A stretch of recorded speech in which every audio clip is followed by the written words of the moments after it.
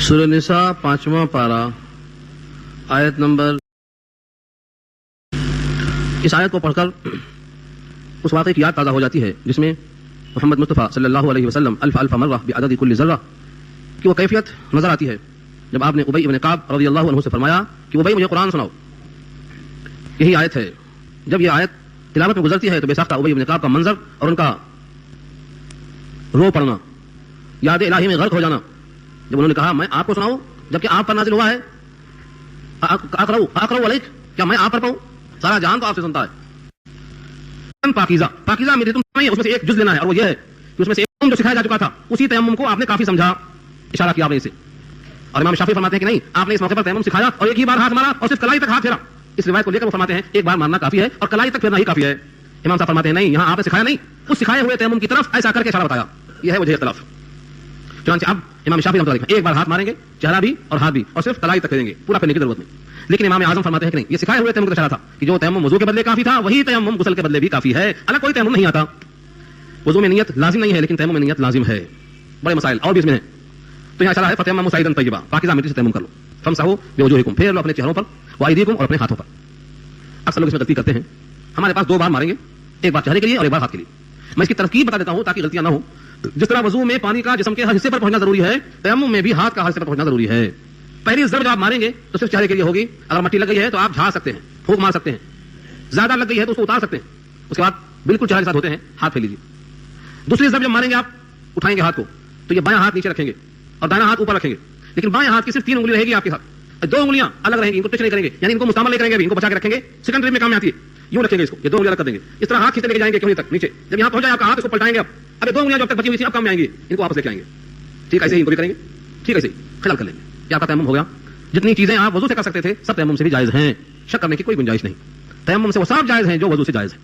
یہی تیمم دونوں کے بدلے کافی ہے. ایک مسئلہ مجھے یاد آیا. اکثر لوگ بعض دفعہ مختلف ہو جاتے ہیں. مثلا آدمی وضو پر تو قادر ہے، غسل پر قادر نہیں ہے. مثلا بیمار اتنا ہے کہ اگر وضو کر لے تو بیماری میں اضافہ نہیں ہوتا، لیکن غسل کر لے تو اضافہ ہو جانے کا خطرہ ہے، غسل نہیں کر سکتا.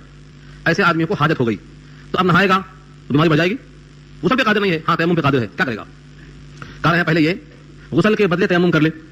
غسل کے بدلے تیمم جب ہو جائے گا تو جنابت سے نکل گیا، کیونکہ اب وضو پر قادر ہے، وہ تیمم سے وضو والے کام نہیں کر سکے گا. اب وضو کر لے تو پہلے تیمم بعد میں وضو، دونوں کرنا لازم ہے. بہرحال اس قسم کے بہت سے مسائل آپ کے ذہن میں آئیں گے. یہ سب درس میں جانے کے بجائے آپ جو بھی قریب آپ کے پاس اہل حق ہیں ان سے پوچھتے جائیں. ان اللہ کان عفوا غفورا، بے شک اللہ معاف کرنے والے مغفرت کرنے والے ہیں. یہ کیوں فرمایا؟ کیونکہ تیمم میں جو کوتاہی ہو گئی، جنابت میں جو کوتاہی ہو گئی، نماز سے پہلے پینے میں جو کوتاہی ہو گئی، ان تمام باتوں کا اشارہ ہے. عفو اللہ معاف کرنے والے اور غفور مغفرت کرنے والے ہیں. اوپر کے اندر جو بھی کوتاہیاں خامیاں ہوئی ہیں، بلکہ اگر آپ کوشش کر کے دیکھیں تو سورہ احزاب کی آخری آیت میں کہا اللہ نے اصلح لکم اعمالکم، تمہارے اعمال کی وہ اصلاح کرتا ہے. ویغفر لکم ذنوبکم.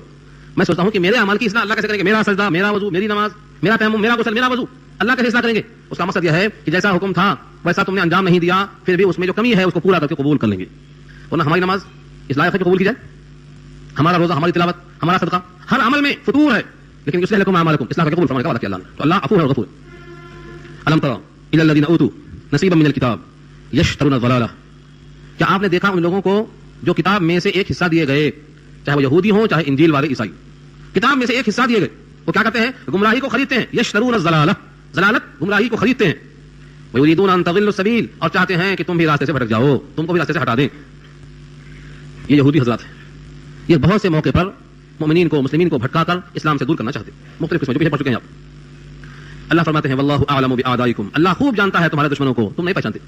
تمہارا کون دشمن ہے اور کون دوست ہے؟ جو چکنی چپڑی باتیں کیا تم اس کے چکر میں آ جاتے.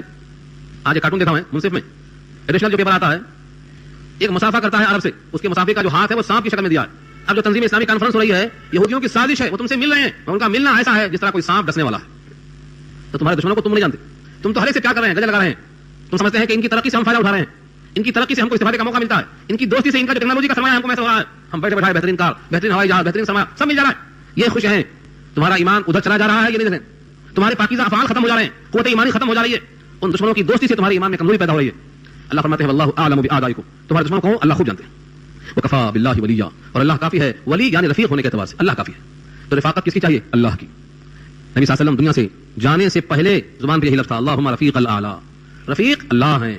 ہم رفاقت اللہ کی کریں، کسی اور کی رفاقت ہمارے کام کی نہیں آتی. وکفا باللہ ولیا وکفا باللہ نصیرا. نصیر ہونے یعنی حامی ہونے, نصرت کرنے کے اعتبار سے بھی اللہ کافی ہے, اور ولایت کے اعتبار سے بھی اللہ کافی ہے. وکفا باللہ ولیا وکفا باللہ نصیرا, دونوں صورتوں میں اللہ کافی ہے. ان کافروں کے زبان سے عداوت کیسے نکلتی ہے, ان کافروں نے آپ کے خلاف کس طریقے سے اپنے غم و غصے کا اظہار کیا. دیکھو ایک مثال دیا اللہ نے, مثال بالکل واضح ہے. عداوت زبان سے ٹپکتی ہے, نگاہوں سے برستی ہے, اداؤں سے برستی ہے, نگاہوں سے ٹپکتی ہے. عداوت کون کہتا ہے کہ پہچانی نہیں جاتی, صاف نظر آتی ہے. دیکھو مثال دیا اللہ نے, من الذين هادوا يحرفون الكلم عن مواضعه ويقولون سمعنا وعصينا واسمع غير مسمع وراعنا ليا بألسنتهم وطعنا في الدين ولو انهم قالوا سمعنا واطعنا واسمع وانظرنا لكان خيرا لهم واقوم. لفظ کا پھر ہے, ایک لفظ ہے راعنا, پہلے بارے میں بحث کیا ہوں اس کے اوپر, لیکن کچھ لوگ نئے ہیں, کچھ لوگ بدلتے رہتے ہیں. پھر سن لو, پہلے بارے میں بحث آئی ہے راعنا, جس کے دو معنی. ایک معنی یہ ہے راعنا رعایت کیجیے ہماری. آپ کی بات سمجھ نہیں سکے, پھر سے بول دیجیے, دوبارہ بول دیجیے, تکرار کے ساتھ وضاحت کر دیجیے, راعنا ہماری رعایت کیجیے. اور ایک معنی ہے ہمارے چرواہے, کیونکہ راعی چرواہے کو بولا جاتا. ان کا چلا تھا کہ مکے میں بکریاں آپ چراتے تھے, اب کچھ بھی ہو گئے ہوں ہمارے چرواہے تو ہیں, تو راعینا کہا کہ ہمارے چرواہے بولنا چاہتے تھے. لوگ سمجھتے تھے کہ راعینا کہنے والے کہہ رہے ہیں کہ ہماری رعایت کیجیے, اور دل میں یہ تھا کہ ہم تو اپنا چرواہا کہہ رہے ہیں ان کو. اس طریقے سے اندر اندر خوشیاں مناتے تھے. اور قرآن کریم کے علاوہ جو کی کتاب تھی تورات ان کے پاس, ان کے الفاظ بدل دیتے تھے. جہاں نبی کی تعریف ہوتی, نبی کے صفات ہوتے, ان تمام جگہوں کو بدل کر کے وہاں غلط باتیں ڈال دیا کرتے تھے, اور زبان کو مرو کا ایسا بولتے تھے جیسے کتاب میں سے پڑھ رہے ہیں. دیکھو الفاظ, من الذین ہادوا, ان لوگوں میں سے جو یہودی ہوئے, یحرفون الکلمہ, بدل دیتے ہیں وہ کلمے کو, باتوں کو, جملوں کو, ان مواضعہ, ان کے مواضع سے, مواضع جمع ہے موضع کی, قریہ اور مقام کو بولتے ہیں, ان کلمات کو ان کی جگہوں سے بدل دیتے. ویقولون, اور کہتے ہیں, سمعنا وعصینا, سنا ہم نے, نافرمانی کیا ہم نے, واسمع, اور سنو تم, غیر مسمع, نہ سنا جائے تمہاری بات. دیکھ رہے ہیں جملہ, یہ بدعا ہے. سمعنا واطعنا کہنے کے بجائے کہتے ہیں سمعنا وعصینا, سنا ہم نے, نافرمانی کیا ہم نے, جو کرنا ہے کر لیجیے. اور آگے واسمع, سنیے, غیر مسمع, آپ کی بات نہ سنی جائے, ہماری آپ سنیے, ہماری بات سنیے, آپ کی بات نہ سنی جائے. یہ ان کے دل میں حسد اور بغض, عداوت اور نفرت اتنی شدید جب نبی کے تعلق سے تھی, تو نبی کی امتوں کو کیا سمجھیں گے وہ؟ ان سے محبت کرنا, ان سے دوستی کرنا, اور ان سے امیدیں رکھنا سوائے حماقت کے کیا ہو سکتا ہے. وراعنا, اور کہتے تھے ہمارے چرواہے. کیسے کہتے تھے؟ اگر صفائی سے کہتے تو پکڑے جاتے, جوتے کھاتے, سب مل کے مارتے. تو کہنے کا انداز لیم بألسنتہم, مروڑتے ہوئے اپنی زبانوں کو, لین مروڑنا, بألسنتہم, السنہ جمع ہے لسان کی, زبان کو, اپنی زبانوں کو مرتے ہوئے کہتے تھے. وطعنا فی الدین, اور دین میں طعنہ زنی کی نیت سے کہتے تھے. ولو انہم, اور اگر وہ لوگ بے شک, قالوا, یوں کہتے, سمعنا واطعنا, سنا ہم نے اور مانا ہم نے, واسمع, ہماری بات کو سنیے, وانظرنا, ہمارا خیال کیجیے, لکان خیرا لہم, تو بہتر ہوتا ان کے حق میں. صرف لفظوں سے مزہ لینے کے بجائے اگر حقیقت کو سمجھتے, آئندہ کا علم ان کے دماغ میں بیٹھتا, تو ایسے جملے کہتے جو ان کے حق میں فائدہ ہوتا. لکان خیرا لہم, اور کیا ہوتا, وہ اقوام, اقوام کے معنی ان کے حق میں زیادہ بہتر بات, اقوام زیادہ درست, زیادہ سیدھی, زیادہ لائق, زیادہ مناسب, زیادہ سچی, زیادہ سیدھی بات ہوتی ان کے حق میں. لیکن لعنہم اللہ, لعنت کیا ان پر اللہ نے, بکفرہم, ان کے اس کلمات کفر کی وجہ سے, فلا یؤمنون الا قلیلا, تو وہ ایمان نہیں لائیں گے مگر تھوڑے, ان میں سے تھوڑے ایمان لائیں گے, باقی خدا کی طرف سے وہ ملعون ہو گئے ان اسباب کفر کی وجہ سے, اسی حال میں گزر گئے. اب یہاں سے ایمان والوں سے خطاب ہے کہ اگر تم کافروں کی ڈگر پر چلتے رہیں گے, یہودی دوستی کرتے رہیں گے, تو تمہیں دوستی بہت مہنگی پڑے گی. کتنی مہنگی پڑے گی؟ اگلی آیتوں میں مضمون آ رہا ہے کہ ہم چہروں کو بدل سکتے ہیں, جس طرح بدھی ہوتی سپاٹ, چہروں کو بھی ہم ایسا ہی کر سکتے ہیں. یہ سخت وعید اگلی آیت میں آ رہی ہے, انشاءاللہ اس کو آئندہ ہفتے میں رکھیں گے. اللہ تعالیٰ. الحمد لله وحده بعده أما بعد فأعوذ بالله من الشيطان الرجيم بسم الله الرحمن الرحيم يا أيها الذين أوتوا الكتاب آمنوا بما نزلنا مصدقا لما معكم من قبل أن نطمس وجوها فنردها على أدبارها أو نلعنهم كما لعنا أصحاب السبت وكان أمر الله مفعولا. صدق الله العلي العظيم وصدق رسوله النبي الكريم ونحن على ذلك من الشاهدين والشاكرين. اللهم ألهمنا رشدنا وأعذنا من شرور أنفسنا, اللهم وفقنا لما تحب وترضى من القول والفعل والنية. اللهم أرنا الحق حقا وارزقنا اتباعه وأرنا الباطل باطلا وارزقنا اجتنابه, آمین یا رب العالمین. محترم حضرات, معزز سامعین, محترم خواتین, میری ماؤں اور بہنوں, ملی بھائیوں, پیارے بچوں, خطبے سے پہلے جن کو حمد و صلات کہا جاتا ہے, جو دعائیں پڑھی جاتی ہیں, اکثر و بیشتر لوگ سوچتے ہیں کہ ان کا کوئی مقصد نہیں ہے. حالانکہ یہ ایک معنوں میں زبان کی حصار بندی ہے, اور اللہ تعالیٰ اپنے فضل و کرم سے ان دعاؤں کی برکت سے وہی بات کہلواتے ہیں جو حق ہوتی ہے, اور جو باطل ہے اسے اجتناب کی توفیق ملتی ہے. اس لیے میری خواہش یہ ہوئی کہ پہلے آپ کو ترجمہ سنا دوں ان دعاؤں کا جو بیان سے پہلے پڑھی جاتی ہیں. سب سے پہلے زبان کو چلنے کی دعا کی جاتی ہے تاکہ زبان میں گرہ نہ پڑے, سینہ کشادہ رہے, جو بات سامنے ہے وہ آسان ہو, لوگوں کے سمجھنے میں آسانی ہو, ہماری بات ان کے دل میں اتر جائے. یہ ہے پہلی دعا کا مضمون. دوسری دعا کا مضمون یہ ہے کہ اللہ جو حق ہے وہ میں حق کر کے دکھاؤں, اور جو باطل ہے باطل کر کے دکھاؤں, اور حق کی اتباع کی توفیق دے اور باطل سے بچنے کی توفیق دے. اور ایک دعا کا مضمون یہ ہے کہ جو کچھ زبان سے کہا جا رہا ہے اس کی ادائیگی کے لیے نیت کو خالص کر دے, عمل کو صالح کر دے, اور جو بات کہی جاتی ہے اس میں جو خیر ہے وہ عطا فرما دے. اس طرح سے یہ دعا کی جاتی ہے اللہ رب العزت نبی صلی اللہ علیہ وسلم کی ان دعاؤں کے طفیل میں حق بات کو زبان پر جاری فرماتے ہیں، اور جو شر ہوتا ہے نفس کا ان سے بچا لیتے ہیں۔ شرور انفسنا جو ہے نفس کا شر، آدمی عجب میں اور کبر میں کچھ کہا جائے جسے آخرت تباہ ہو جائے، اس سے بندے کو اللہ کی پناہ مانگی جاتی ہے۔ تو یہ خطبے میں دعائیں اور حدیثیں اس لیے پڑھی جاتی ہیں، آپ حضرات بھی بار بار ان پر غور کریں اور سوچیں، جب بھی بیٹھیں نیت خالص کر لیں کہ اللہ اس محفل کی برکتوں سے ہم کو فیضیاب بنا، اور جو آیتیں سنیں عمل کرنا آسان فرما، اس نشست کو ہمارے لیے اجر آخرت اور توشہ آخرت بنا، یہ کوشش کر کے بیٹھیں، اور جن کی محنتوں کاوشوں سے ہم کو یہ موقع ملا ہے ان کے اندر برکت نصیب فرما، ان کو مزید توفیق دے ایسے کاموں کی، یہ دعا کرتے رہنا چاہیے ہمیں، کیونکہ آج اس برائی کے ماحول میں برائیوں کا موقع بہت ملتا ہے لیکن اچھائیوں کا موقع نہیں ملتا ہے، اس لیے چاہے جو جس قسم سے محنت کرتا ہو ہمیں اس کی ہمت افزائی کرنا اور دعائے خیر میں کرنا لازم ہے۔ قرآن کا پڑھا جانا بہت بڑی سعادت ہے۔ قرآن سراپا اللہ کا وہ کلام ہے جس کا ایک سر اللہ کے ہاتھ میں ہے، ایک بندوں کے ہاتھ میں ہے، اس کو پکڑنے والا گمراہ نہیں ہو سکتا، سیدھا اللہ کے راستے پر چلے گا۔ واعتصموا بحبل اللہ، اسی کو کہا اللہ نے، تو اللہ کی مضبوط رسی ہے، اس کے ساتھ جو کہے گا سچ ہوگا، عمل کرے گا اجر پائے گا، ان کی صحبت میں رہے گا تو بدبخت نہیں ہوگا۔ صحابہ کرام کو اللہ کے نبی صلی اللہ علیہ وسلم نے اسی کتاب پر چلا کر ساری کائنات کا پیشوا بنا دیا ہے، اس لیے اپنے نیتوں کو خالص کر کے پھر سبق کو سنیں اور غور کریں، اور ہر لمحے پر سوچیں کہ اس میں ہمارے واسطے کیا، اس کلام میں، اس جملے میں اللہ ہم سے کیا چاہتے ہیں، ہم کس قابل ہیں اس کو پورا کرنے کے حق میں۔ پہلی آیت کا خطاب یہاں پر اہل کتاب سے ہو رہا ہے، یا ایھا الذین اوتوا الکتاب، اے وہ لوگ جو کتاب دیے گئے، اس سے مراد دو ہی ہو سکتے ہیں، یا تو اہل تورات یا اہل انجیل۔ پورے قرآن کریم میں بالعموم جہاں پر اوتوا الکتاب کہا گیا ہے اس سے مراد کون سے کتاب والے ہیں، یا تو تورات والے یا انجیل والے، حضرت موسیٰ کی قوم، حضرت عیسیٰ کی قوم، یہودی یا نصارا، ان دو کو خطاب کیا گیا ہے۔ یا ایھا الذین اوتوا الکتاب، اے وہ لوگ جو کتاب دیے گئے، آمنو ایمان لے آؤ، بما نزلنا جو کچھ ہم نے نازل کیا، مصدقا جبکہ وہ کتاب تصدیق کرنے والی ہے، لما معکم اس چیز کی جو تمہارے ساتھ ہے، یعنی قرآن پر ایمان لاؤ، اس کا تقاضا بھی موجود ہے کہ یہ قرآن تمہارے کتاب کی تصدیق کرتی ہے، تکذیب نہیں کرتی۔ قرآن تورات کی تصدیق، قرآن سے انجیل کی تصدیق، یہ تقاضا ہے کہ تم کو ایمان تو لانا ہی چاہیے۔ اب ایمان نہ لانے کا کیا مطلب، تمہارے پاس ایک کتاب ہے تم اسے مانتے ہو، جب یہ کتاب اس کتاب کی تصدیق کرتی ہے تب انکار کیوں کرتے ہو، یہ ہے اصل تقاضا۔ چنانچہ آج بھی انجیل تورات جو تحریف شدہ ہو گئی ہیں ان کی اصلاح کی ایک ہی شکل ہے کہ قرآن کریم سامنے رکھا جائے، اس سے اس کو تحریر کر لیا جائے، جہاں جہاں تحریف نہیں ہے آپ کو تصدیق ملے گی، اور جہاں تحریف ہے اس تحریف کا ثبوت مل جائے گا۔ تو یہ تقاضا ہے کہ اس کتاب پر ایمان لاؤ، من قبل ان نطمس وجوہا، اس سے پہلے کہ ہم طمس کر دیں چہروں کو، من قبل ان نطمس وجوہا، وجوہ جمع ہے وجہن کی، اور وجہن کے معنی چہرہ، چہرے کو وجہ اسی واسطے کہتے ہیں کہ اس سے آدمی مواجہت کرتا ہے، جب کسی سے گفتگو ہوتی ہے تو چہرہ ہی آمنے سامنے ہوتا ہے، اس چہرے سے مواجہت ہوتی ہے، اسی لیے مواجہہ شریف بولتے ہیں، جس طرح سے قبلہ ان کے سامنے آتا ہو، مواجہہ جس کے سامنے حاضر ہونا ہے اس کے روبرو جب آتے ہیں تو اس کو مواجہہ کہا جاتا ہے۔ النطمس طمس، طا میم صاد، طمس اس کے مادے میں آتا ہے، اس کے معنی آتے ہیں طمس، جس طریقے سے سر کا پچھلا حصہ ہے جسے ہم گدی کہتے ہیں کتنا سپاٹ ہے، برابر ہے، ایسے ہی سامنے چہرے کو کر دینا، اس میں آنکھ کا گڑھا نہ رہے، ناک کا ابھرا ہوا حصہ نہ رہے، اس میں ہونٹ نہ رہے، بالکل سپاٹ برابر کر دیں تو اس کو طمس کہتے ہیں۔ جس طرح سر کا پچھلا حصہ ہے ایسے ہی چہرہ برابر ہو جائے تو اس کو طمس کہا جاتا ہے۔ اللہ فرماتے ہیں مان لو، اس کتاب پر ایمان لا کر قبول کر لو، دو وجہوں سے، ایک تو یہ کتاب تمہاری کتاب کی تصدیق کرتی ہے، اور دوسرے یہ وارننگ سن لو، اگر تم نہیں مانتے تو ہم تمہارے چہروں کو طمس کر دیں گے، مسخ کر دیں گے۔ طمس کرنا، مسخ کر دینا، چہرے کو بگاڑ دینا، یہ اللہ کی طرف سے وارننگ ہے۔ آپ سوچتے ہوں گے کہ کیا ایسا ہو بھی سکتا ہے؟ ایسا ہوا ہے۔ اگلی آیت کا یہی ٹکڑا، فنردھا علی ادبارہا، فنردھا یا ہم ان کو لوٹا دیں، علی ادبارہا ان کے دبر کی طرف، ان کے پیٹھ کی طرف پلٹا دیں۔ چہرہ تو سامنے ہے نا، اس چہرے کو پیچھے کر کے دیکھو۔ بعض لوگ کہتے ہیں شیطان دیکھا تھا ہم نے، اس کا پاؤں پیچھے تھا، لوگ ہیبت ڈالتے صرف پاؤں پیچھے ڈال جاتے، یہاں چہرہ پیچھے کر کے اللہ فرماتے ہیں علی ادبارہا، نردھا علی ادبارہا، چہروں کو ہم پلٹا دیں، پیچھے کر دیں۔ یہ دونوں چیزیں ہو سکتی ہیں، یا تیسری شکل اور فرمایا او نلعنہم، یا ہم ان پر لعنت بھیجیں، ایسی لعنت کما لعنا اصحاب السبت، جیسا ہم نے لعنت بھیجی ہے اصحاب السبت یعنی ہفتے والوں پر۔ یہ سبت کے معنی ہفتہ، جمعے کے بعد ہفتہ، جمعہ مسلمانوں کا دن ہے اور ہفتہ عیسائیوں کا دن ہے، اتوار یہودیوں کا دن ہے، یا بعض نے اس کا الٹا کہا ہے، یہودیوں کا دن ہفتہ ہے، عیسائیوں کا دن اتوار ہے، آگے چلا ہے، وہ چھٹی اتوار کی چلتی ہے، اسی کی نوبت ہے، چل رہی ہے سارے عالم میں۔ اللہ تعالیٰ نے مسلمانوں کے لیے باعث برکت بنایا ہے جمعے کو، ان پر پیش کیا گیا تھا، ان لوگوں نے قبول نہیں کیا تھا۔ خیر یہاں پر تشبیہ کیوں دیا اللہ نے، پہلے پارے میں بحث ہم کر چکے ہیں، اس کا اشارہ کر دیتا ہوں میں آپ کو۔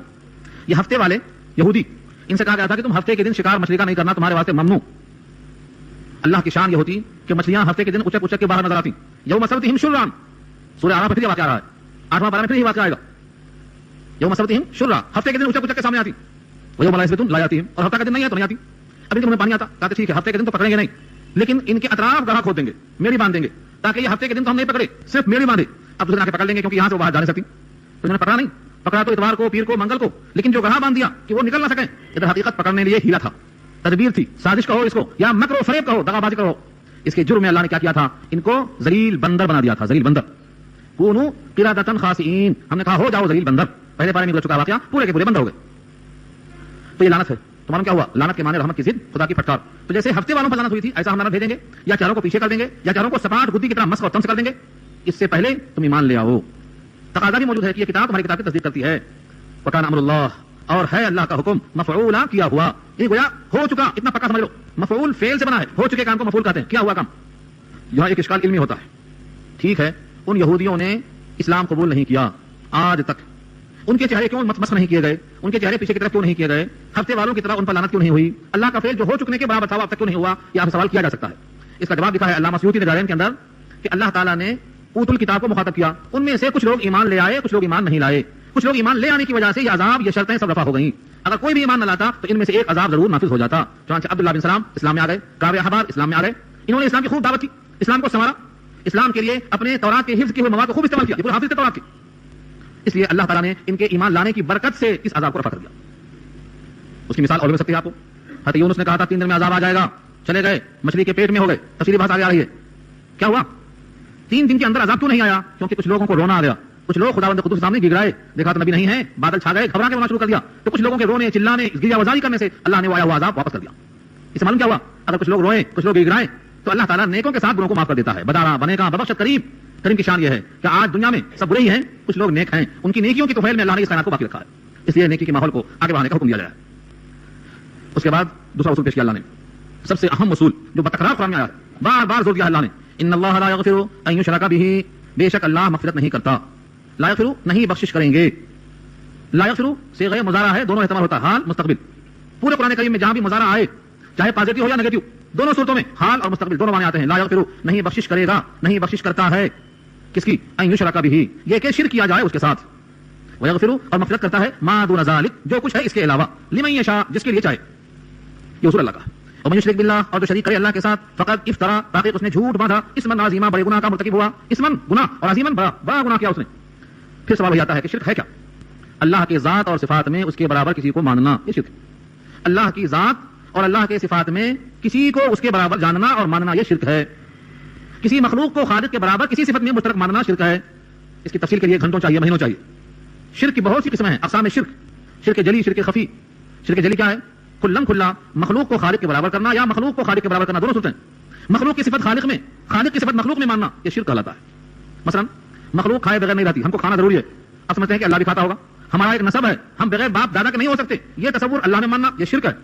اللہ الصمد لم یلد ولم یولد, نہ اس کا کوئی باپ ہے نہ وہ کسی کا بیٹا ہے, اس کی کوئی اولاد نہیں, اس کی کوئی بیوی نہیں, اس کے لیے بیوی ماننا, اس کے واسطے بیٹے ماننا, اس کے واسطے اولاد ماننا, اس کے واسطے غذاؤں کو ماننا, سب شرک ہے. تو مخلوق کی صفات خالق میں, یہ بھی شرک, اور خالق کی صفات مخلوق میں, یہ بھی شرک. تو ذات اور صفات میں مشترک ماننا, یہ شرک کہلاتا ہے. اللہ کو یہ پسند نہیں ہے, اللہ کی غیرت کو جلا لاتا ہے. اس پر میں نے ایک واقعہ سنایا تھا, اور حدیث پاک میں نبی صلی اللہ علیہ وسلم نے اس کو بیان کیا ہے. بخاری میں یہ واقعہ درج ہے, اور یہ بار بار آپ سوچیں تاکہ شرک کی بات آئے تو آپ مجتنب ہو جائیں. وہی واقعہ حضرت سعد کا جو مشہور ہے, سن چکے ہیں آپ, یاد ہے. لیکن شرک کے لیے اس سے بہتر مثال آپ کو نہیں مل سکتی. پوچھا, اے سعد, اگر تم میں سے کوئی اپنے بستر پر اپنے بیوی کے ساتھ کسی غیر مرد کو پائے تو کیا کرے گا؟ فرمایا 4 ٹکڑے کر دے گا, 2 مرد کے 2 عورت کے.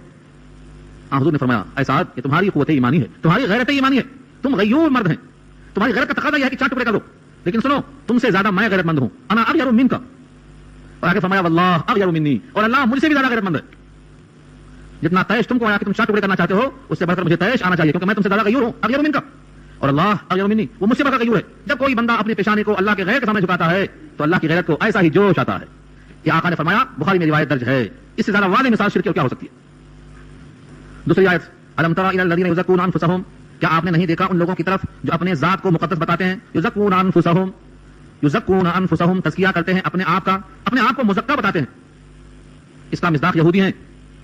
شان نزول کے اعتبار سے کسی بھی آیت کا ایک پس منظر ہوتا ہے, اس کو ہم شان نزول کہتے ہیں. شان نزول کے اعتبار سے آیت خاص ہوتی ہے انہی کے لیے, لیکن اپنے مفہوم اور مضامین کے اعتبار سے عام ہوتی ہے. جہاں جہاں فٹ ہوگی حکم بنتا جائے گا. کیا خاص بات ان کے لیے؟ انہوں نے کہا تھا, ہم اللہ کے لاڈلے بیٹے ہیں, ہم اللہ کے چہتے اور محبوب ہیں, ہم کو جہنم کی آگ نہیں چھوئے گی. اگر ہم گئے بھی تو چند دن کے واسطے جائیں گے بس. یہ دونوں تینوں باتیں قرآن نے خود نقل کی ہیں, ایک مقام پر نہیں, کئی مقام پر. الفاظ سنو, نحن ابناء اللہ, ہم اللہ کے بیٹے ہیں, واحباؤہ, اور اللہ کے محبوب ہیں, لن تمسنا النار, ہم کو آگ نہیں چھوئے گی, الا ایاما معدودہ, مگر چند دن. یہ یہود کا عقیدہ تھا. یہودی کہتے تھے حضرت عزیر اللہ کے بیٹے ہیں اور ہم ان کے چاہنے والے ہیں, اور ہم جب ان کے چاہنے والے ہیں تو اللہ کے محبوب ہوئے. عیسائی کہتے ہیں عیسیٰ خدا کے بیٹے ہیں اور ہم ان کو محبت کرنے والے ہیں, لہذا ہم اللہ کے محبوب ہوئے. ان دونوں کا عقیدہ ہے. پھر چند دن کون چھوئے گیا؟ کہا وہ چند دن اس لیے کہ بچڑے کی پوجا کیا تھا. کوہ طور پہ موسیٰ چلے گئے, یہاں بچہ بنایا سامنے نے, قوم نے پوجا کر لیا, اور شاید 40 دن کی مدت تھی. یہ 40 دن ہم نے گویا شرک کیا, یہ 40 دن کو اللہ کا عذاب چھوئے گا, اگر چھوئے گا تو, ورنہ ختم. یہ ان کا خیال تھا. اشارہ یہاں اسی کی طرف ہے. الم ترا, کہ آپ نے دیکھا, الی الذین, ان لوگوں کی طرف, یزکون, جو تزکیہ کرتے ہیں, انفسہم, اپنے آپ کا, یعنی اپنے آپ کو مقدس بتلاتے ہیں, سپیریئر, ہم بچے. یہاں پر رک کر کے شان نزول کو سنا چکا ہوں, سمجھ کے آگے بڑھو. کسی انسان کو جائز نہیں ہے کہ وہ اپنے کو مقدس بتائے. فلا تزکوا انفسکم هو اعلم بمن اتقى، سورہ نجم پارہ 27، یہ اللہ کے الفاظ ہیں. فلا تزکوا انفسکم، تم اپنے آپ کو مقدس نہ بتلاؤ، وہ بہتر جانتا ہے کہ تم میں مزکا کون ہے. اور اللہ نے وہاں ایک جملہ اور کہا ہے، اذ انتم اجنۃ فی بطون امہاتکم، تم کو اس وقت سے جانتا ہے جب تم ماں کے پیٹ میں ابھی تیار بھی نہیں ہوئے تھے. اجنہ جنین کی جمع ہے، نو مولود بچے کو بولتے ہیں جو پیٹ میں بھی ہے. تم اس وقت کیسے تھے، اس وقت سے ہم تمہیں جانتے ہیں، تم ہمارے سامنے اپنا تقدس نہ بتلاؤ. اس پر ایک اور واقعہ یاد آیا مجھے، ام العلا انصاریہ کا. یہ واقعہ جب میں سنتا ہوں تو روٹے کھڑے ہو جاتے ہیں. ام العلا انصاریہ ایک صحابی ہیں، عثمان بن مظعون. عثمان بن عفان تو نبی کے داماد ہیں، ان سے ہٹ کر ہیں. عثمان بن مظعون رضی اللہ تعالیٰ عنہ جب نبی صلی اللہ علیہ وسلم مدینے میں آئے اور آپ کے ساتھ بہت سے صحابہ بھی آئے تو ان کو مہاجر کہا گیا. تو مدینے والے جو انصار تھے ان کا تعاون کرنے کو کھڑے ہو گئے. ایک مہاجر ایک انصار، ایک مہاجر ایک انصار، پورا تقسیم کر دیا آپ نے. جس گھر میں 2 سے 4 ہو گئے اس کو مواقعات کہا اسلام نے. مواقعات، بھائی چارہ قائم کیا. انہوں نے اپنا گھر بھاگ دیا تو انہوں نے ان کے ساتھ لا کر کے اپنا کام کیا. تو ام العلا انصاریہ صحابی ہیں انصاریہ، ان کے حصے میں کون آئے؟ عثمان بن مظعون رضی اللہ تعالیٰ عنہ. ان کے حصے میں آئے. اتفاق سے اللہ کی مرضی بیمار پڑ گئے اور اس کے بعد تھوڑے دن میں انتقال ہو گیا. ام العلا انصاریہ کے گھر تشریف لائے نبی صلی اللہ علیہ وسلم. کیوں؟ اب صحابی کا انتقال ہوا، تدفین جنازہ، تشریف لائے. ام العلا انصاریہ نے کہا میں گواہی دیتی ہوں تم پر کہ تم بالکل صاف ستھرے ہو، تم کو اللہ بخش دے گا. میں گواہی دیتی ہوں کہ تم بالکل صاف ستھرے ہو، تمہارے لیے کوئی خرابی نہیں ہے، تمہیں اللہ جنت دے گا، تم کو اللہ بخش دے گا. اس انداز سے کہا کہ جیسے جنت میں جاتا ہوا دیکھ رہا ہو. نبی صلی اللہ علیہ وسلم نے اس کو پسند نہیں فرمایا اور کہا تم ان کے بارے میں ایسا یقین کے ساتھ گفتگو کر رہی ہو، حالانکہ تمہیں مناسب نہیں ہے. میں رسول اللہ ہوں، لیکن میرے ساتھ کیا کیا جائے گا یہ مجھے ابھی نہیں معلوم، قیامت میں معلوم ہوگا.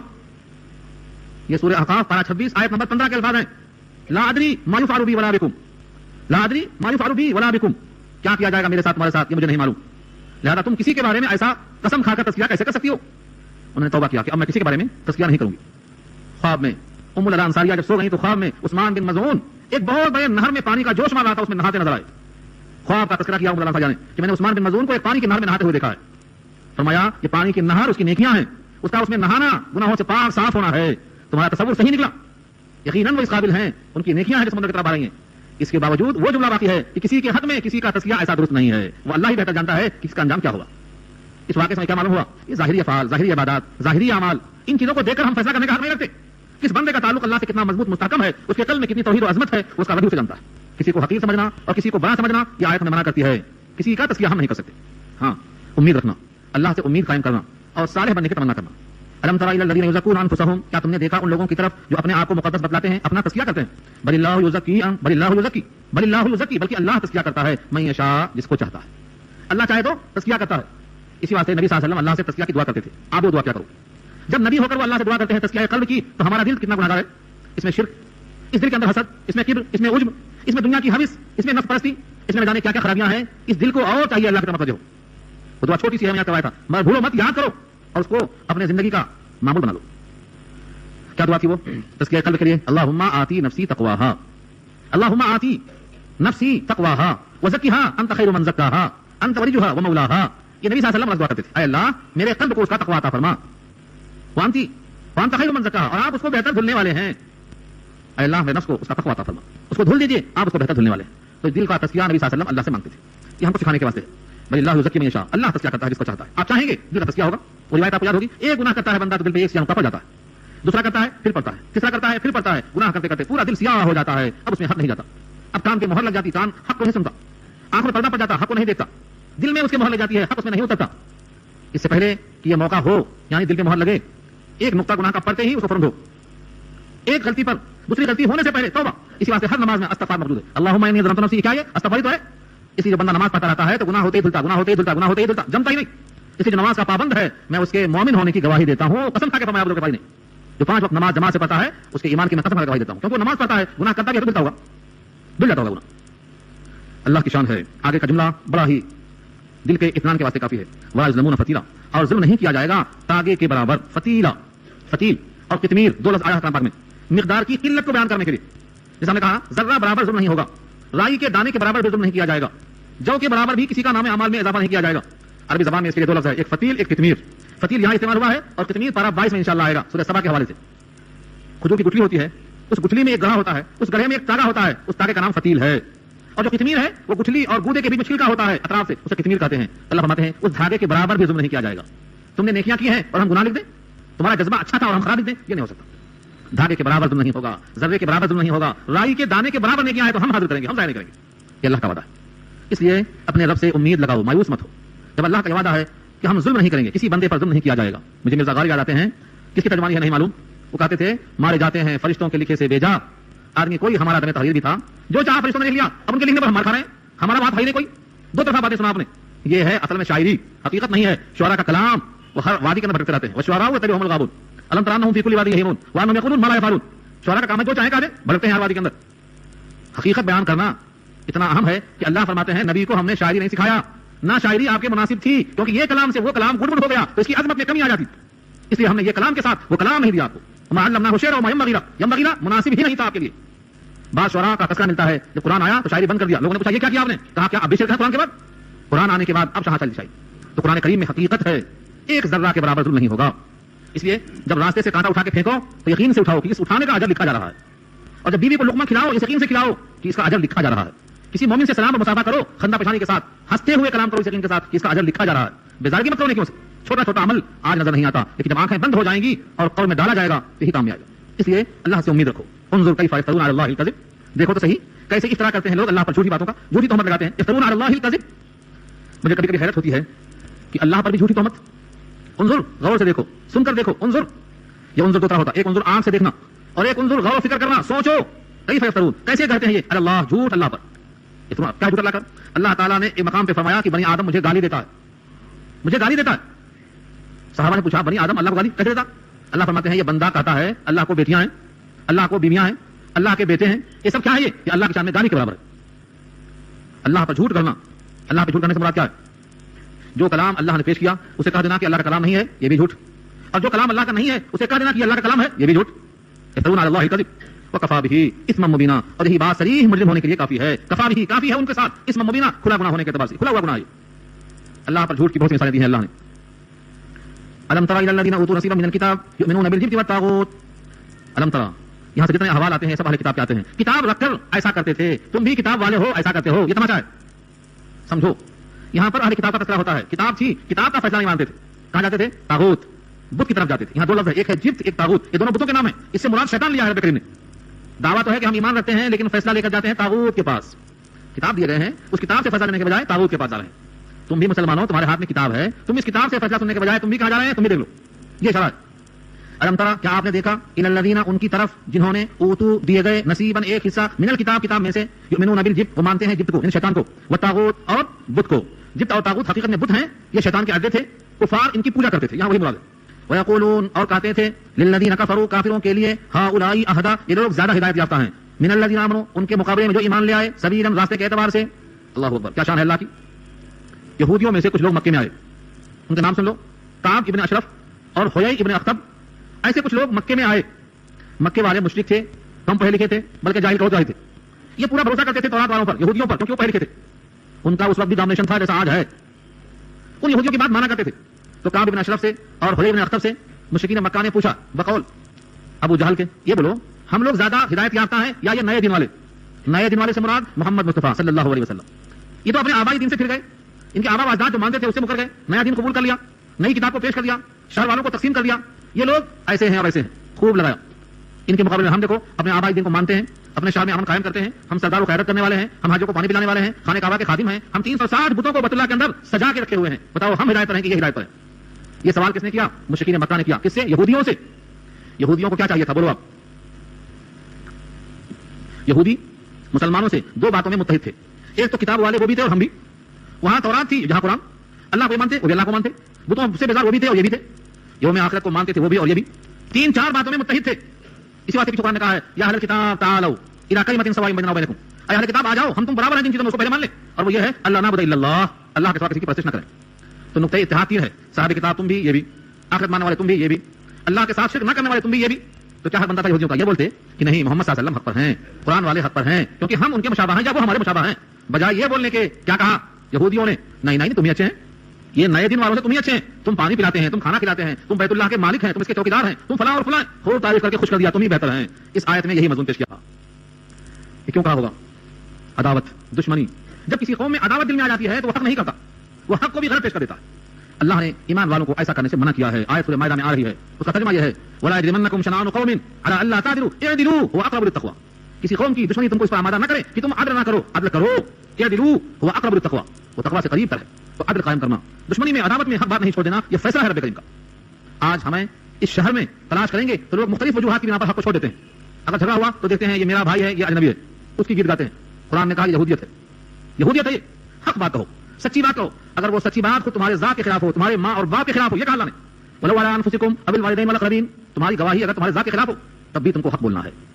اگر کوئی کسی مناسبت سے حق کو چھوڑ رہا ہے تو یہودیت کی طرف جا رہا ہے. یہ آیت بھی ہے. سزا کیا ہے؟ حق کو چھوڑ کر باطل کو سچ کہنے والوں کی سزا کیا ہے؟ اللہ فرماتے ہیں اولئک، یہی لوگ ہیں الذین لعنہم اللہ، جن پر اللہ نے لعنت کر دیا، ملعون بنا دیا. اور ومن یلعن اللہ، جس کو اللہ ملعون قرار دے دے، فلن تجد له نصیرا، آپ ہرگز نہیں پائیں گے اس کے واسطے کوئی نصیر، کوئی حامی، کوئی نصرت کرنے والا، کوئی مددگار نہیں پائیں گے. تو اللہ کی لعنت سے بچنے کا حکم دیا اللہ نے. معلوم کیا ہوا؟ تم کسی کی خاطر حق چھوڑیں گے تو ملعون بنیں گے، اور ساری کائنات مل کر اس لعنت کے بعد تمہارے واسطے مددگار نہیں بن سکتی. اس لیے اللہ سے ڈر کر حق پر قائم رہو. ام لہم نصیب من الملک، ام لہم نصیب من الملک، کیا ان کے لیے کوئی حصہ ہے سلطنت میں سے؟ اشارہ کس کی طرف ہے؟ جو یہ سمجھتا ہے کہ ان کی والی کہیں گے تو ان سے کچھ ملے گا، مکہ کے مشرکوں والی کہیں گے تو یہودیوں کو کچھ فائدہ ہو جائے گا. کسی کی خاطر جھوٹ بولتا ہے آدمی تو کیوں بولتا ہے؟ کچھ امید ہوتی ہے، ہاں ان کے پاس جائیداد ہے مل جائے گی، ان کے پاس نوکری ہے مل جائے گی، ان کے پاس طاقت ہے سپورٹ مل جائے گی، کوئی نہ کوئی وجہ ہوتی. اللہ سوال کرتے ہیں ام لہم نصیب من الملک، کیا ان کے لیے کوئی حصہ ہے ملک میں سے، سلطنت میں سے ہے؟ یہاں رک کر وہ دعا یاد کرو جو پیچھے گزر چکی ہے. قل اللہم مالک الملک تؤتی الملک من تشاء وتنزع الملک ممن تشاء وتعز من تشاء وتذل من تشاء بیدک الخیر انک علی کل شیء قدیر. اے اللہ جو بادشاہ ہے تمام سلطنت کا، مالک الملک، جس کو چاہتا ہے بادشاہت دیتا ہے اور جس سے چاہتا ہے بادشاہت چھین لیتا ہے. اللہ کے قبضے قدرت میں عزت بھی ہے، ذلت بھی ہے، وہ جو چاہے کر سکتا ہے، ہر شے پہ وہ قادر ہے. یہ دعا سکھائی گئی ہے. اللہ فرماتے ہیں اگر ان کے ہاتھ میں ہوتا حصہ تو فاذن، تب تو، فاذن کے معنی تب تو، لا یؤتون الناس نقیرا، نہ دیتے وہ لوگوں کو نقیر بھی. نقیر کیا چیز ہے؟ نقیر ایک اصطلاح ہے سمجھنے کے لیے. برتنوں کی بہت سی قسمیں ہوتی تھیں. کدو ہوتا نا، کدو سوکھ جاتا جب تو اس کے اندر سے کھوکھلا کر دیتے، وہ برتن بن جاتا، وہ بھی ایک برتن بنتا. ایسے ہی مٹی کا برتن بنایا کرتے تھے. ایسے ہی لکڑی کے جڑوں کو لے کر اسے چھیلتے تھے، کھودتے تھے تو لکڑی کا پیالہ بنتا تھا. نقیر کے معنی یہاں لیا گیا ہے بہت سی معمولی چیز، حقیر چیز. اگر یہ مالک ہوتے سلطنت کے تو لوگوں کو ذرا سی چیز بھی نہ دیتے. ان کے ہاتھ سے کسی کو کچھ ملتا ہی نہیں. یہ حسد کی وجہ سے جو کچھ کر رہے ہیں، یہ مالک نہیں. در حقیقت ان کا حسد ہے جو بول رہا ہے. حسد کیا ہے؟ دیکھو، حسد بہت اہم چیز ہے. حسد نیکیوں کو کھا جاتا ہے.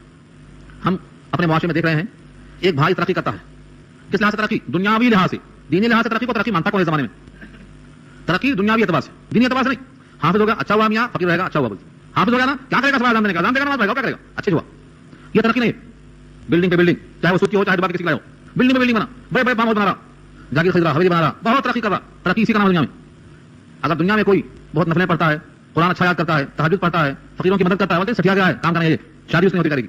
شادی کس کی ہوگی؟ خوب مال. یہ حدیثوں میں آ چکا ہے مضمون، حدیثوں میں آ چکا ہے. اس مضمون کو سننے گیا میں تو لمبی بات نکل جائے گی دوسری طرف، لیکن اس میں سے ایک بات ضرور کر دوں گا میں تاکہ آپ کے دماغ کا ذرا بدل جائے، سوچنے میں بدل جائے آپ. اور یہ بات شاید پہلے کہہ چکا ہوں میں، لیکن پھر تازہ کرو. جب تک آدمی کے دماغ کی سوچ بدلے گی نہیں، سدھرتا نہیں آدمی کو. مکے والوں نے کہا تھا اور یہودیوں نے کہا تھا کیا اللہ کو قرآن دینے کے لیے کوئی اور نہیں ملا؟ یہی ملے تھے یتیم، کوئی اور نہیں ملا. کسی بڑے آدمی پر نازل کیا ہوتا قرآن کو، کسی بڑے آدمی پر. اللہ نے اس کو نقل کیا قرآن کریم میں 25واں پارہ سورہ زخرف میں نقل کیا. اللہ نے کیا کہا کرتے ہو؟ لولا نزل هذا القرآن على رجل من القريتين عظيم، کیوں نہیں نازل کیا گیا یہ قرآن دونوں قریوں میں سے کسی بڑے آدمی پر؟ دو قریے کون؟ طائف اور مکہ.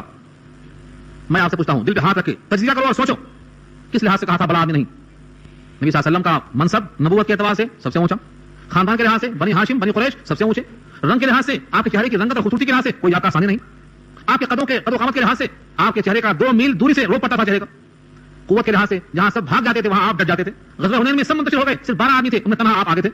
مدینے میں آواز آئی خوف کی، راتوں میں سب ہا ہا ہو کی آواز نکلی تو لوگوں نے دیکھا کہ پتہ لگا کر ننگے پیٹھ پر بیٹھ کر گھوڑے کے تلوار ننگی لیے واپس آ رہے ہیں. آپ جاؤ گھر میں کوئی بات نہیں، واپس آ رہے ہیں خبر لے کر. تو شجاعت کا عالم یہ ہے، بہادری کا عالم یہ ہے، سخاوت کا عالم یہ ہے، خوبصورتی نسب ہر چیز میں اچھے ہیں آپ. لڑائی ہوئی، رکانہ پہلوان کو پٹکی دے دیا آپ نے. مجھے بتائیے کس چیز میں کمی تھی جو مکے والوں نے کہا تھا کہ ان سے بڑا کوئی اور نہیں ملا؟ کیا چیز تھی وہ بھی سن لو، قرآن سے سن لو، مجھ سے نہیں. سورہ فرقان میں اللہ نے کہا ہے او یلقى الیہ کنز او تکون له جنۃ یاکل منها، ان کے پاس خزانہ ہوتا، ان کے پاس باغات ہوتے، ان کے پاس فرشتے خزانہ لے کر کے آتے، اس سے کھانا کھاتے. یہ کمی تھی کہ ہاتھ میں کنگن نہیں تھے، کان میں سونے کی بالیاں نہیں تھی، فارم ہاؤس نہیں تھا، باغات نہیں تھے، دنیا کی جائیداد نہیں تھی. یہ کمی دیکھ رہے تھے وہ. یہ نہ ہونے سے بڑا آدمی نہیں سمجھا. آج اس ماحول میں مسلمان بڑا کس کو سمجھتے ہیں؟ وہی زاویہ ہے کہ نہیں جو مشرکین مکہ کا تھا. بڑا آدمی کون؟ جس کے پاس دنیاوی دولت ہو، وہ بڑا آدمی کہا جاتا ہے. تو یہ نظریہ کس کا ہے؟ مشرکین مکہ کا ہے. اس کو بدلو. بڑا کون ہے؟ اللہ فرماتے ہیں اکرمکم عند اللہ اتقاکم، تم میں بڑا وہ ہے جو اللہ کی نگاہ میں متقی ہو، پرہیزگار ہو. دنیا کی نگاہ سے مت دیکھو. دنیا کی نگاہ میں آج کے شیطان سب سے بڑے آدمی ہیں. جتنے شیطنت کرتے ہیں سارے عالم پہ قبضہ کر رہے ہیں، مسلمانوں پر ظلم ڈھا رہے ہیں. ان کو لوگ بڑا سمجھتے ہیں مگر شیطان ہے، یہ بڑے نہیں ہے، شیطان ہے. اکرم عند اللہ کو اللہ بڑا سمجھتے ہیں. تو خلاصہ کلام کیا ہوا؟ خلاصہ کلام یہ ہوا کہ لوگ حسد کرتے ہیں کس پر؟ دنیا کے مال و متاع پر. یہی چیزیں ہیں جو حسد کا باعث بنتی ہیں. اگر کوئی حسد کرتا ہے تو پہلے کس کا نقصان؟ حسد کرنے والے کا پہلے نقصان. جس کے خلاف حسد ہوا اس کا بعد میں نقصان، اس کا بھی ہوتا ہے نقصان. اسی واسطے سورہ ناس میں کیا اللہ نے کہا؟ ومن شر حاسد اذا حسد. حسد کرنے والا جب حسد کرنے لگے تو اس کے شر سے اللہ کی پناہ مانگو، کیونکہ حسد سے نقصان پہنچنا شروع ہو جائے گا. لیکن یہاں کیا فرمایا اللہ نے؟ الحسد یاکل الحسنات کما تاکل النار الحطب. حسد نیکیوں کو ایسے کھا جاتا ہے جیسے آگ لکڑیوں کو کھا جاتی. حسد نہیں کرنا. کیا کرنا پھر؟ دیکھا نہیں جاتا تو کیا کرنا؟ کوئی قریبی ہے، خاندان کا ہے، پڑوس کا ہے، ترقی کر رہا ہے دنیاوی لحاظ سے، دیکھا نہیں جاتا تو کیا کرنا؟ زوال نعمت کی تمنا کرنے کے بجائے حصول نعمت کی دعا کرتے بیٹھ جاؤ. یہ آسان ہے. اس کے مال کو ضائع اور زائل کرنے کی دعا کرنے کے بجائے اس کو اپنے لیے مانگنے کی فکر میں لگ جاؤ. کسی کے زوال کی تمنا سے اپنے لیے اس کے حصول کی فکر میں لگ جاؤ. یہ زیادہ بہتر ہے. اللہ سے دعا کرو اور محنت کرو. ایک کبڑا تھا، کبڑا. اس سے لوگوں نے پوچھا،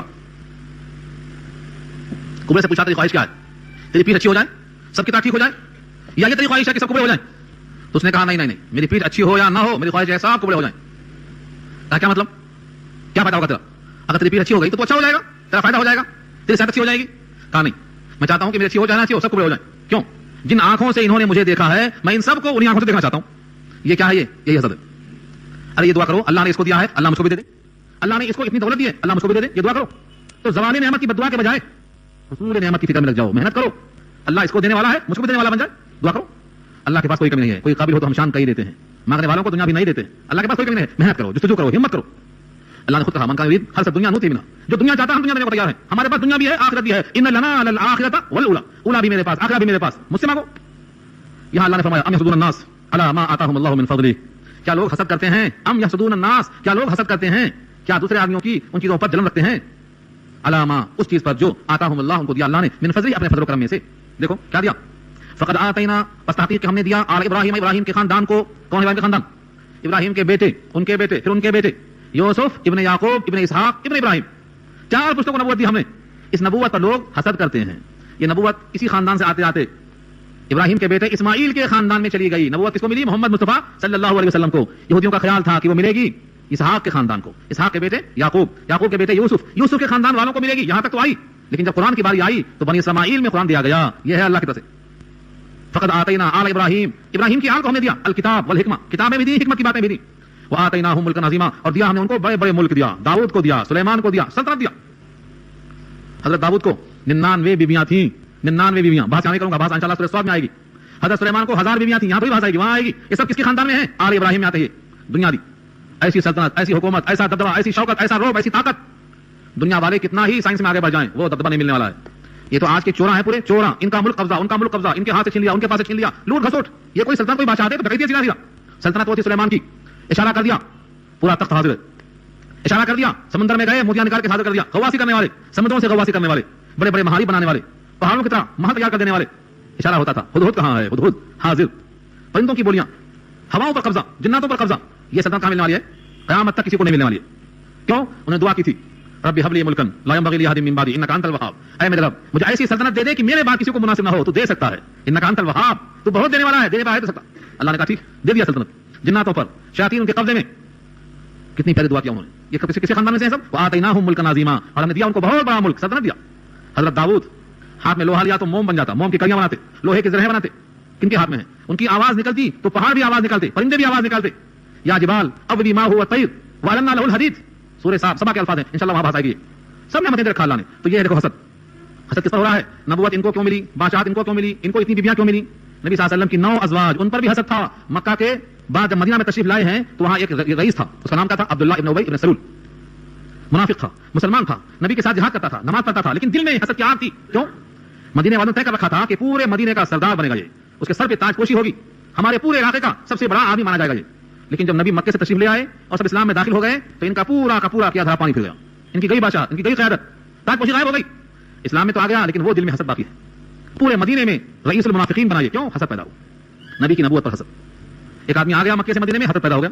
کیوں حسد پیدا ہوا؟ وہ نعمت آتے آتے چلی گئی، بادشاہت آتے آتے چلی گئی، ریاست چھوٹ گئی، حسد پیدا ہو گئی. یہ حسد کی بیماری در حقیقت اس وقت ہوتی ہے جب بندہ اللہ کے فیصلے پر راضی نہیں ہوتا. حسد در حقیقت کی بنیاد یہ ہے کہ جب بندہ اللہ کے فیصلے پر راضی نہیں ہوتا تو حسد شروع ہوتا. اللہ نے اس کو سمجھا تھا قابل، اس کو عطا کیا. تم کو نہیں سمجھا قابل، تم کو نہیں عطا کیا. تم قابل بنو، اس کی نعمتوں کے مستحق تو بنو، محنتیں کرو، طلب پیدا کرو، جستجو کرو. نہیں، بہت سے لوگ ایسے ہیں حسد کی آگ میں مبتلا ہیں، حسد کی آگ میں مبتلا ہیں، جل جاتے ہیں. ہمارے پاس حسد کی آگ نہیں چلتی. جو حسد کرے گا وہ خود جلے گا. سلمان فارسی اسلام میں کہاں سے آئے؟ فارس سے آئے. سہیب رومی کہاں سے آئے؟ روم سے آئے. بلال حبشی کہاں سے آئے؟ حبشہ سے آئے. یہ ہمارے جگر کے ٹکڑے ہیں, یہ صحابہ کرام. ان کو نبی نے اپنے قریب کیا. یہ نہیں کہا تم جاؤ ملک روم, تم حبش چلے جاؤ, تم شام چلے جاؤ. نہیں, سلمان فارسی سے پوچھا فارس میں جنگ ہوتی تھی تو کیسے ہوتی؟ ہم کمزور ہیں, یہاں ہم پر یلغار ہوئی ہے. کہاں خندق کھودی جاتی تھی, خندق کھودی گئی. غزوہ خندق میں خندق کا کھودا جانا سلمان فارسی کے مشورے کے مطابق ہوا ہے. اسلام میں اگر گنجائش نہ ہوتی تو خندق نہیں کھودی جاتی. تو حسد کی آگ نکالو, محنت کرو.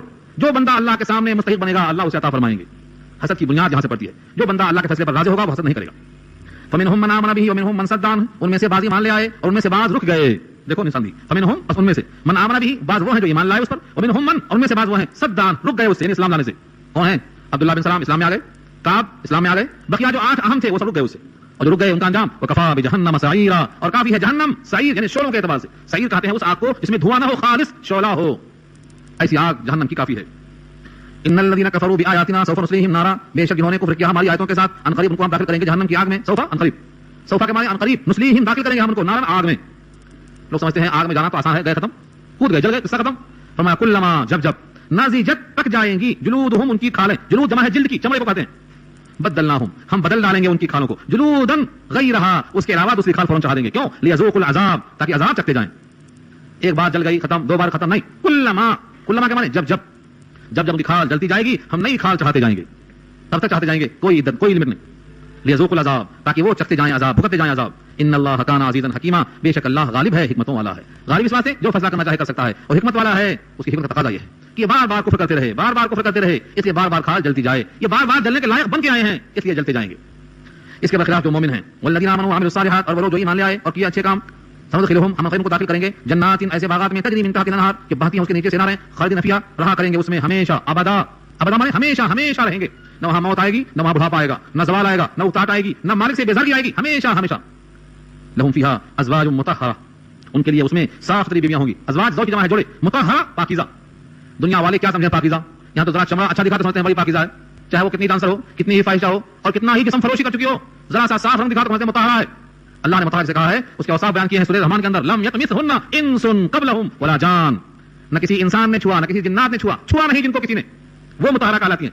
یہ مطہرہ نہیں ہے, یہ تو غلیظ ہیں, غلیظ, غلاظت کا ڈھیر ہے. یہ اپنی آنکھوں پر مت دیکھو, اللہ کے حکم پر رکھ کر چیک کرو. ترازو اللہ کے پاس ملی ہے, وہاں کر دیکھو. یہ مطہرہ نہیں ہوتی. مطہرہ وہ ہیں جن پر کسی کی نگاہ نہیں پڑتی ہے.